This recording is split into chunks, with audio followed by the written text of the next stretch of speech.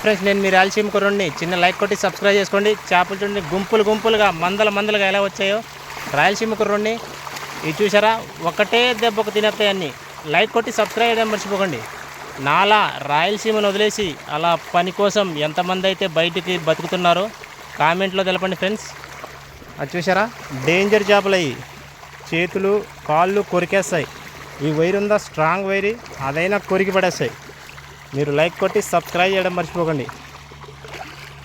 ఎంత పెద్దగా ఉన్నాయి చూడండి ఈ చేపలు, ఒక్కొక్కటి కేజీ. ఇది మేత. ఈ మేత అనేది అలా జల్లుతామన్నమాట లోపలికి. ఇదంతా అదే రొయ్యల చెరువు. నాలా రాయలసీమను వదిలి బతుకు తెరువు కోసం ఎంతమంది బయట బతుకుతున్నారో కామెంట్ పెట్టండి ఫ్రెండ్స్. రాయలసీమలో పని లేక అలా బయటికి వెళ్ళి ఫ్యామిలీ కోసం బతుకుతున్నోళ్ళు ఇదిగో ఇలా కొడితే మేత అలా వచ్చేస్తాయి. కథం 5 నిమిషాల్లో వచ్చేస్తాయి అన్నమాట. అన్నీ గుంపులుగా ఒక చెరువులో 10,000 చేపలు ఉంటాయి. అది అన్నమాట. ఓకేనా, మీరు లైక్ కొట్టి సబ్స్క్రైబ్ చేయడం మర్చిపోకండి. హాయ్ ఫ్రెండ్స్, బాగున్నారా? నేనే కష్టజీవిని. రాయలసీమ కుర్రోడు వీడియోలు చూపించాలంటే నేనే. చూసి లైక్ కొట్టి సబ్స్క్రైబ్ చేసి ఈ వీడియో అందరికీ షేర్ చేస్తాం అనమాట. మీరు మర్చిపోకండి. దండం పెడతాం మీకు. ఫాలో